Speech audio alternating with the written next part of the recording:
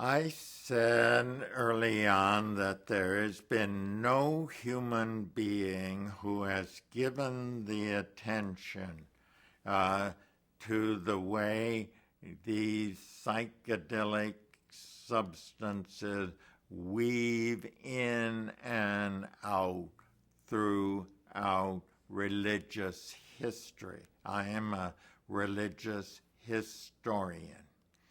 And in India, why, there is the sacred soma plant. And all Indologists say that of the 10 books of the Veda, the last one that deals with the god Soma is the most inspired, the most elevated of all the 10 books.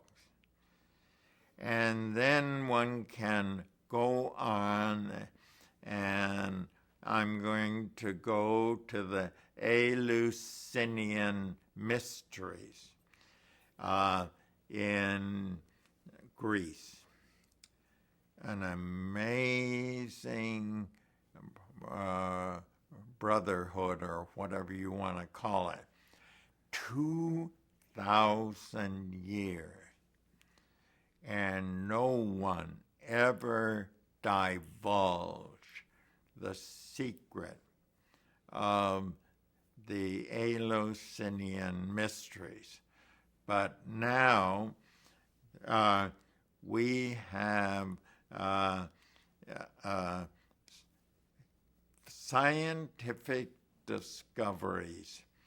We did know that the initiation took 8 days, and on the last and climactic initiation, they drank a potion. And we now know that from evidence, scientific evidence, and knowing archaeological and everything else combined, that potion contained a powerful kykeon, which is a powerful psychedelic. So here is another example of the weaving of these substances through religious history. And I've already talked about the early history and the exhaustion, not a substance, but nevertheless the same mystical experience. And one could go on. I, as a Christian, just this morning in reading the Bible, I was reading about Jesus first of all, coming up from his baptism and this vision of the heavens opening and a dove descending on his head and a voice. This is my beloved Son. Now, I do not think it's heretical to say that Christ was in a different state of consciousness when that occurred. It wasn't mundane, prosaic. And then just think, he was led, according to the mythology, the account, into the wilderness for 40 days and underwent those 4 great temptations. 40 days, where in wilderness, Where was the water?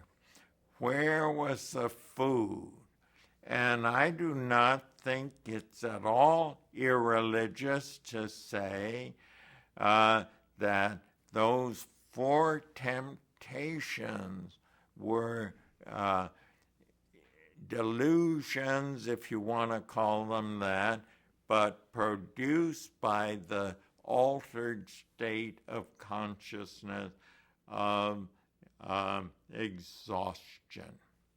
And then we could go on from there to Moses on Mount Sinai. 40 days. Where was the food? Top of the mountain, there wouldn't be stream. Where was the water? And that climactic experience that he had of lightning splitting open the mountain and plumes of smoke and all. It's all there in the account of it. And when he came down from the mountain, and I'm quoting Deuteronomy, the people could not look at his face because it was so radiant. I mean, this doesn't mesh with prosaic consciousness. I mean, he was in an altered state. And again, it's not sacrilegious to say that, after all, just to cite Christianity, it's an incarnational religion, God entering into human form in Jesus Christ. So the interrelation between body and spirit, matter and psyche, is just built into Christianity, and this topic is simply a further elongation of that mesh.